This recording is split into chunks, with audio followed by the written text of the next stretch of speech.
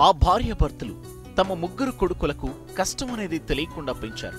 నోరు తెరిచి అడగకుండానే అన్నీ అమర్చారు. కోరుకున్న చదువులు చదివించి ప్రయోజకులను చేశారు. నచ్చిన వాళ్లతో పెళ్లిళ్లు చేశారు.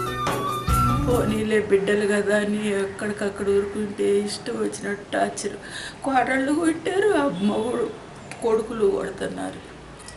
ఎవడికి చెప్పుకుంటావో చెప్పుకోపో, నీ మిండడు ఎవడుండాడో తీసుకురాపో అంటారయ్యా. కొడుకులనే మాట అనేది. లక్ష్మి, కొండయ్య దంపతులు మల్కాజ్గిరి ఎన్ఎండిసి కాలనీలో స్థిర నివాసం ఏర్పాటు చేసుకున్నారు. పిల్లల పెళ్లిళ్లయ్యే వరకు అంతా బాగానే సాగింది.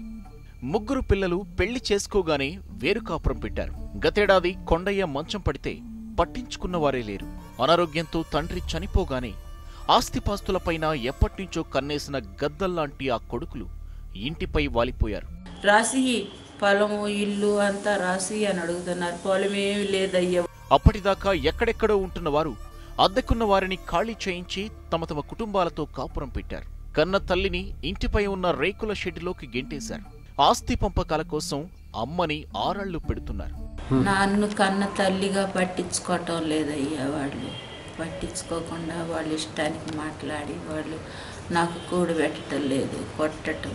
తన కమ్మని మమకారం పంచిపెట్టిన అమ్మకి కారపు మెతుకులే గతయ్యేలా చేశారు ఆ కొడుకులు. వృద్ధాప్యంలో అవసరమైన మందులైనా తెచ్చివ్వడం లేదు. ముసలితనంలో ఆమెకు మనవడే ఆసరా అయ్యాడు. మా తాత చచ్చిపోగానే మా నాన్న కానీ మా బాబాయిలు కానీ ఎవ్వరు కానీ పట్టించుకోవటం లేదు.